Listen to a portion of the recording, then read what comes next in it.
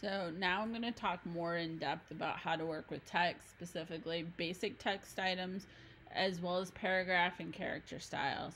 Paragraph and character styles are really important, especially for multi-page documents like this, where you're going to have similar settings that you need to use over and over and over and over again, and they will speed you up. So to start with, I talked a little bit about this already. You're going to take your text tool and you can draw a text box that you could then start typing in, or you'd place text as the case might be. You also have the option, you can come up to type and fill with placeholder text if you just need something to work with. It's something that you can use with clients. It actually loads it with what's called lorem ipsum, which is a default designers use as like dummy text until clients actually send you the text. I rarely use lorem ipsum because I've had clients in the past go, well, that's not my text. So I always write a note. So if they do read the text, they know what they need to send me. But from here, as a reminder, like the nice part about this is you can reflow the text box, and you can change, sorry, it helps if I actually make it smaller. And then if you get the red plus, that means there's more text that you need to account for, and you can either change the text box size, or you can click on the plus and add another column of text. You have if you're in the text tool, you have the same options here at the top as you do over here on the side. You can choose any font that's currently installed on your machine. So again, this is my machine, so I will have different fonts than you will have. You could pick any of these. You also have the option, Adobe Fonts has thousands of fonts that you can access, so clicking this Find More option allows you to see all Adobe fonts and activate them instantly. So if you find a font you like, and you'll notice, you'll see any font that's not already installed on your machine. If you do have one installed on your machine, which I do, you'll notice it actually says deactivate. There was a little check mark next to the cloud, but you can pick any font you see in Adobe Fonts. You also, if you know how to load fonts on your machine, you could use them from other places. But I could go through this menu and actually choose it. I could also go out to Adobe Fonts if I wanted the ability to search. So let's say I decide I want this brother one. I can click. It's going to ask me, do you want to activate? Yes. And now that font will be available, as well as, in this case, all the versions. And it will give you a note that it's been activated. So now I can use this brother regular, and then I could even choose what weight of it I want to. Those are options. I can go back and I can choose a different font too.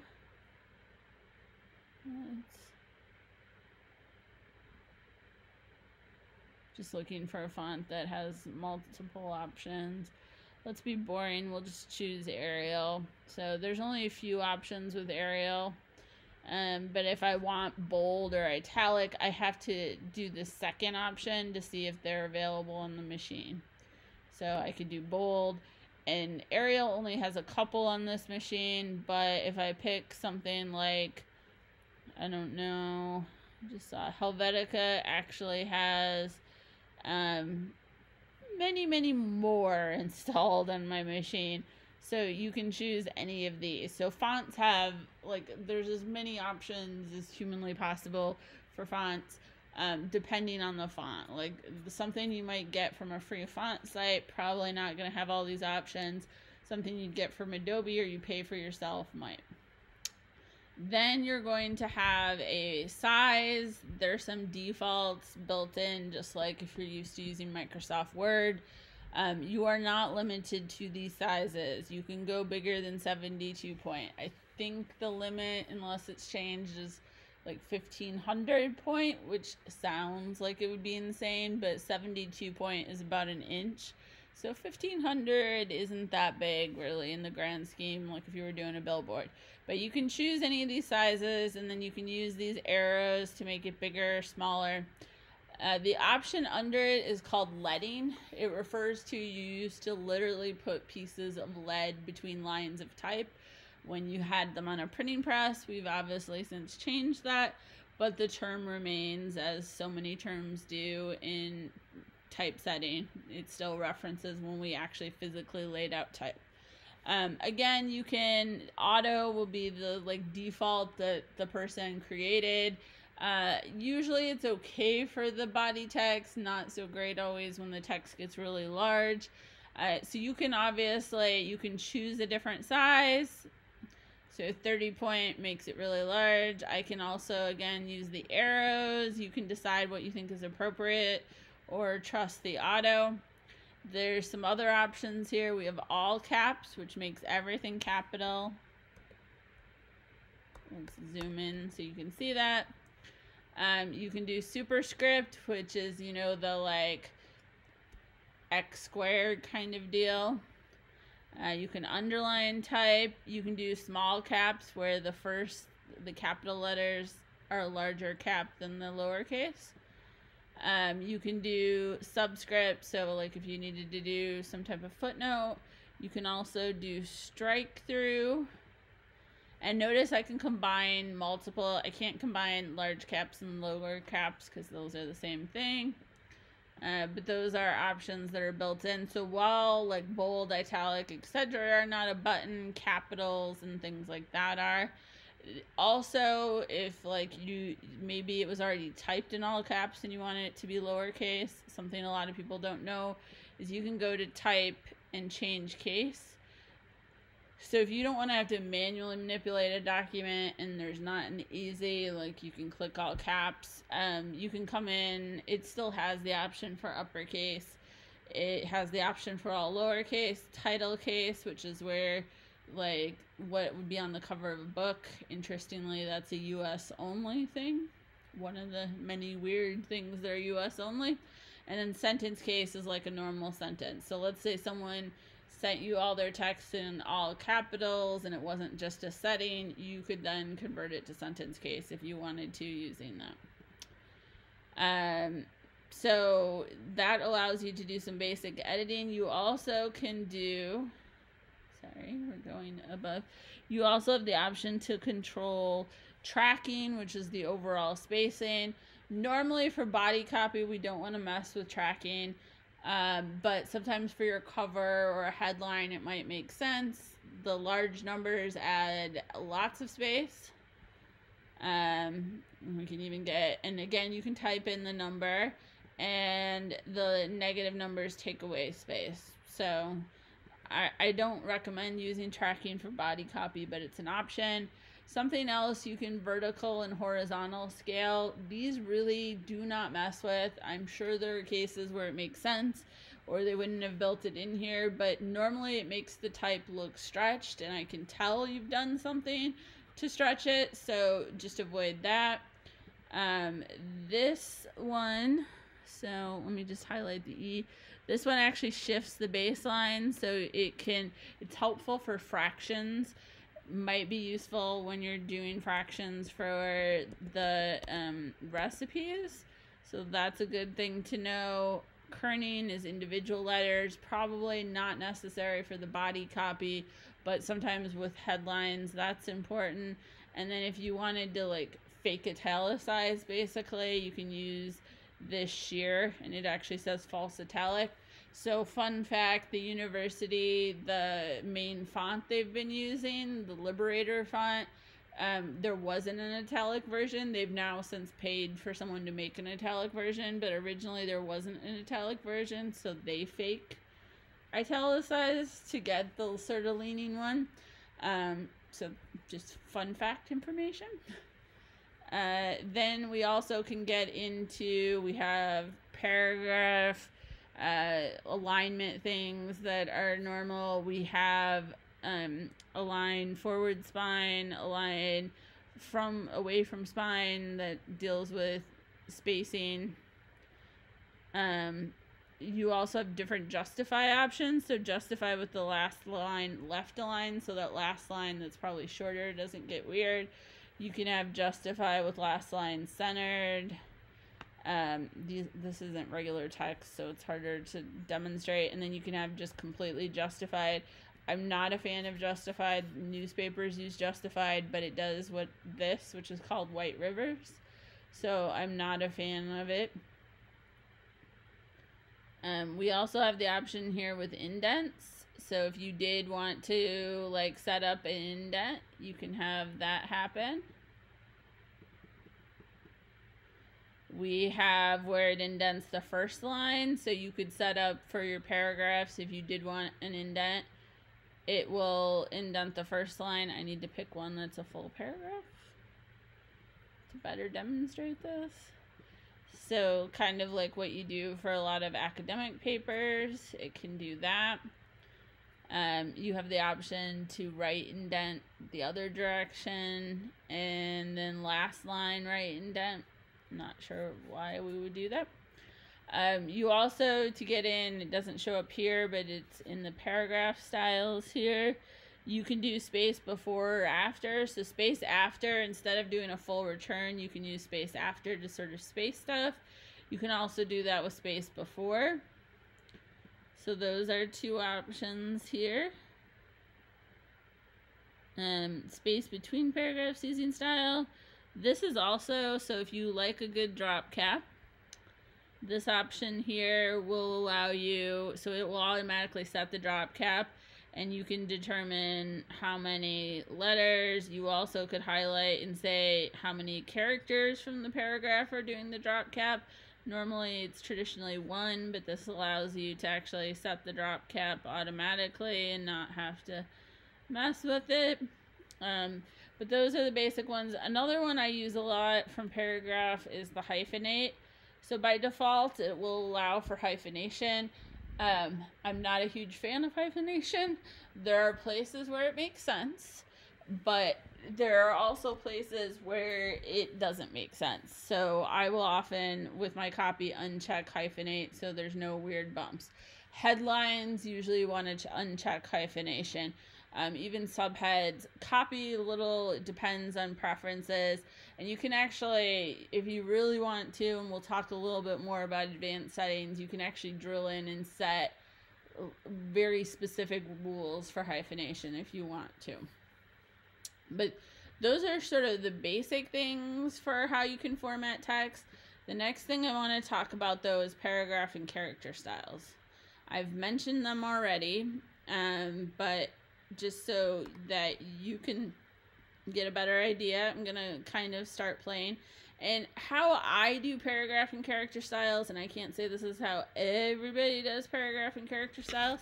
What I usually do is I start with one piece of text that needs to be formatted. I tend to pick my extremes, so that, like, if I was setting recipes, I like to start with the longest recipe, and then I'll also look at it once I've designed it and see how it works for the shortest recipe.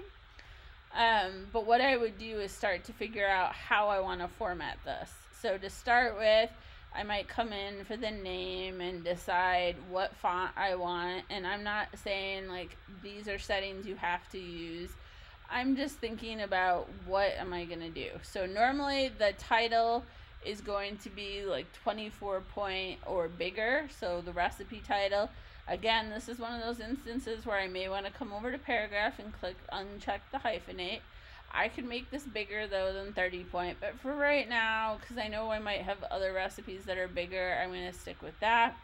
Then I want to pick my font, knowing that I can mix a couple fonts. So this is what's called the display. I might do something a little more creative with that, or I might not.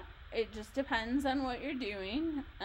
Again, I'm not expecting you to follow my font choices. They're my font choices, basically. I'm looking for a particular version of Bedoni. Alright, so I'm going to use Bedoni here. I'm actually going to make it one step up here. Again, I don't have to be bound to those, but for right now, I'm going to use it. I'm actually going to decrease my leading a little bit. I find the leading is a little big when I'm for titles. It's a personal preference. There's no this is why it has to be that way. And then I'm going to keep going through all my type until I get it formatted. Maybe this is a different color. maybe this is this green color. Again, I don't want to outline the type. No matter what, just say no to outlining type. I don't know. I don't really like the green now. That's from my other video. I'll just use the blue. And so then I'm going to go through and determine what's going to be what. So maybe the ingredients is also going to be this Bedoni font.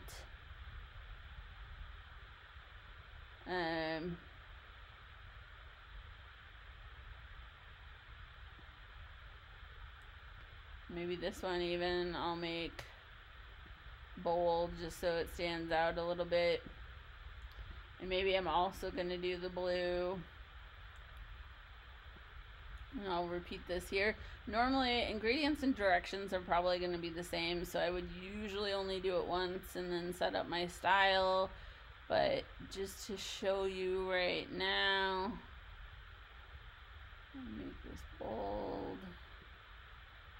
And I might also make this like a point or size or two larger. Again, I'm going by looking at it right now. I don't have a set of things I want to do. I will tell you I like space after with things like ingredients and directions because I don't like them quite so tight to here. So I'm formatting that. Then I don't think Bedoni's going to be my sort of display font or like just for headers and things like that. I want a different font to go with it. Probably a sans serif. I'm actually probably going to go with Helvetica just for right now. Pay attention when you're mixing fonts that you don't do something crazy. I'm also going to make this point size more like 10. I'm going to actually set up a tab function here. So I'm going to hold down Command Shift and T or Control Shift and T on a PC, and I'm going to open my tab panel. I will talk about this in more detail, but just to get started, because normally if you think about these will have like spacing, so you'll see the amount of space and what it is. So I'm going to pull forward this little double tab thing to about where I want I want to do this one differently. That's going to be the next one. So I want to go ahead and set my first tab. This one will be aligned this way. And then I want to set the second tab. This one will be aligned this way. And so now I can hit tab before each one of these and then tab here, tab, tab. And basically these tabs are formatting everything and lining this up nice. I could leave this one into this half the way it is. I also though could use that superscript and the subscript, knowing that the subscript I'm actually going to have to lift the baseline to make it sit correctly. And I lifted it a little high there.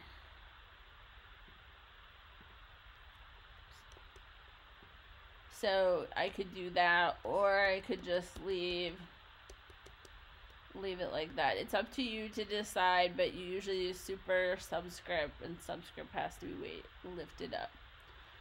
Then I'm going to come down here and I'm going to make a change to the text, and I would probably format this beforehand, and I'm going to just do 1, 2, more like you normally see steps for a recipe. So I'm going to do 3. And I actually will want to put a tab. It just looks big right now, so I'll want to put a tab, and you'll see why in a second.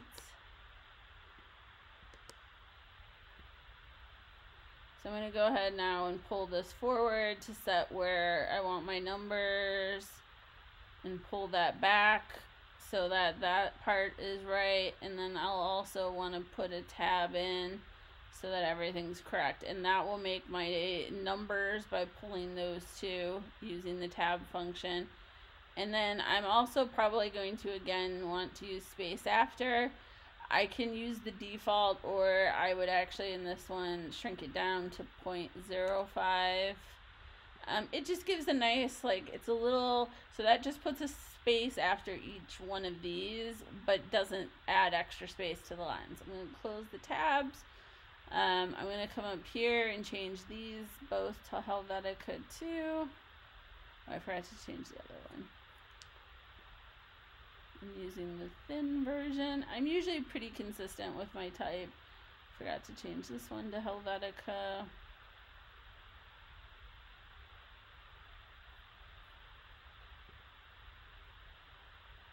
Again, the thin option. So it's annoying the first time, but it will get better. I'm going to show you 2 ways to make your life a lot faster.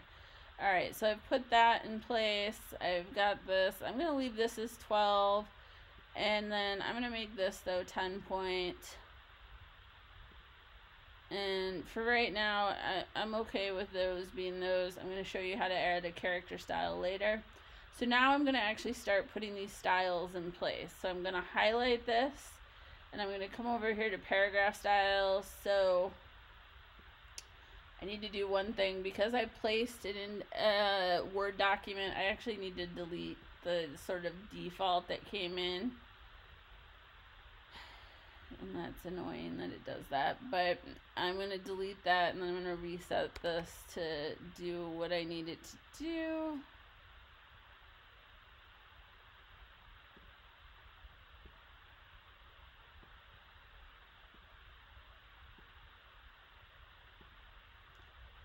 Oops. Normally I would have done that sooner. Alright, so basic paragraph. So I'm going to highlight this. It's showing a plus because I've modified what's the default basically for this. I'm going to come here to the hamburger menu, and we're going to do new paragraph style. And I like to name stuff, obviously. So I'm going to call this recipe name. That way there's no confusion.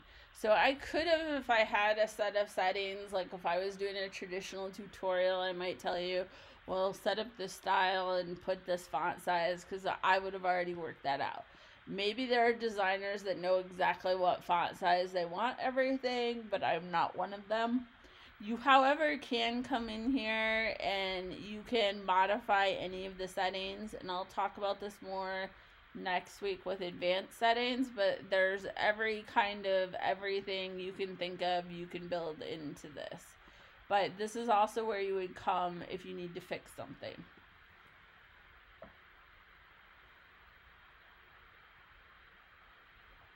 Again, it will open CC libraries and try to add it, but now you will also see it in paragraph styles. By default, it won't immediately set itself to that name. So like, because you use this, it will still honor basic paragraph. You will have to actually switch it over to recipe name. Make sure to do that so that you can actually like specify everything. So I'm going to go ahead and call this recipe description.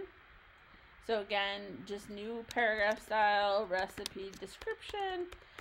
And again, it's a little bit of work one time, but it will be less work in the long run. So again, it's going to want to add that to the CC library. Again, I want to make sure to select this. Then this one, I want to do one other thing just for my purposes, because I want to show you a trick later.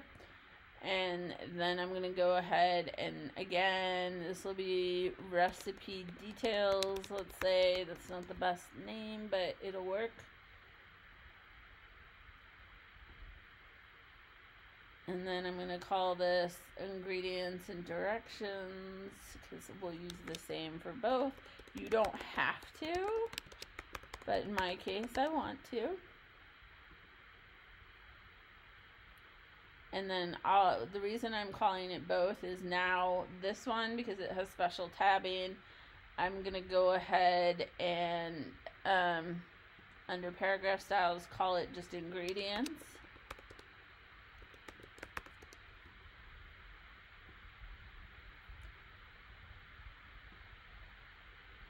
And then I want to go ahead and call this one directions.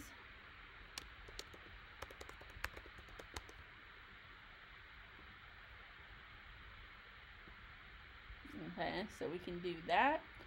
And again, making sure, sorry, I skipped doing that, making sure that this actually says directions.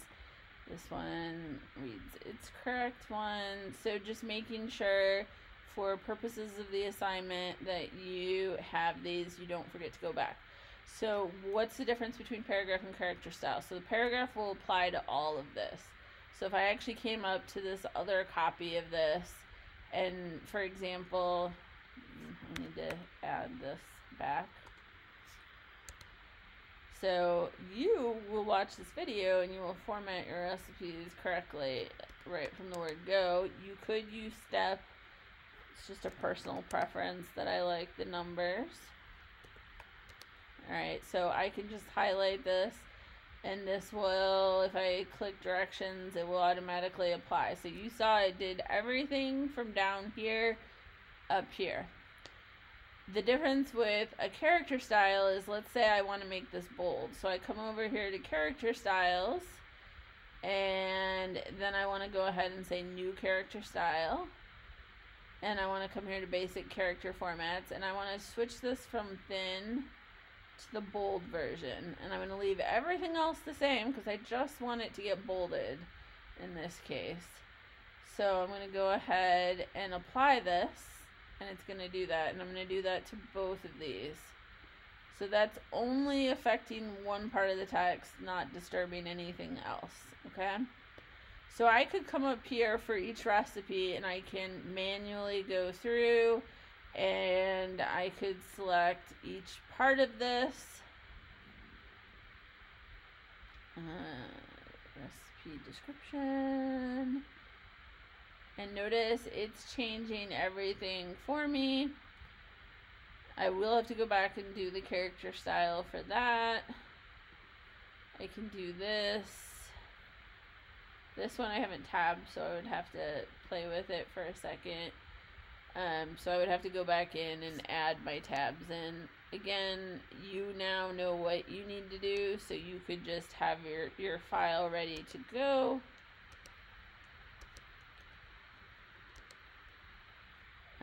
But I was not smart like that. Alright, so that's in place, and then the last one I need to do is this one, and now my file's formatted. Why? Number one, that was a lot faster than what I did previously, and I could go in and do the character styles. But also the nice part is, let's say if I had an actual client or myself and I'm like, oh, I don't like the blue color anymore, I can just come down here and double click on recipe name. I can actually go down to character color, and let's say I've decided I want the green now, and I can say okay, and it will change it anywhere that is. And I would have to then, same with ingredients and directions, come to character color, and maybe on this one I also decide, you know what, I don't like bold now that I look at everything, I just want it to be book.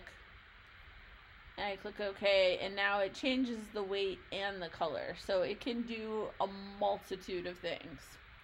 Okay, and this is why we use these styles, because they're so beneficial.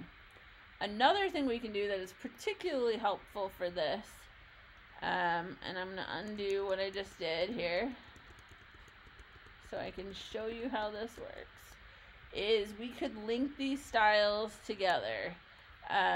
The one downside is it works on returns. So for example, I would have to have ingredients and directions, this text set differently. It also won't necessarily put character styles in, but just to show you, we could link these together. So when I'm in recipe name, I could say next style is recipe details, because that's the next thing I want to do. I click OK. Oh, sorry, it's not recipe details. I apologize. Recipe description. And then I can go to recipe description and say the next style is recipe details. And then I can go to recipe details and say the next style is ingredients and directions, and click OK. And then I can go to ingredients and directions and say the next style is ingredients. again, this is where we'd want these two to be different. We might say ingredients title, directions title, but I'll show you. This works off returns, so I'm going to actually put a shift return. Otherwise, it will want to treat these two differently. I'm also going to just put my tabs in so they're there already for when the style applies, but you're going to be super.